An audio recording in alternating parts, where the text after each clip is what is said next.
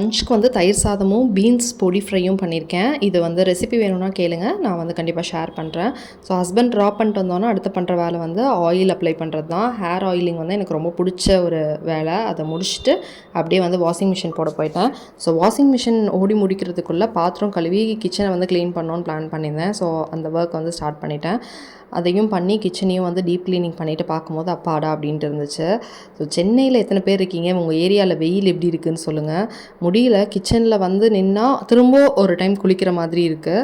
So திரும்ப இந்த ஒர்க்லாம் முடிச்சுட்டு குளிச்சுட்டு ஆஃபீஸ்க்கு வந்து நான் கிளம்புனேன். இந்த 25 ருபீஸ் ஜெயச்சந்திரனில் வாங்கின இயரிங் தான் வந்து அன்றைக்கி பேர் பண்ணியிருந்தேன்.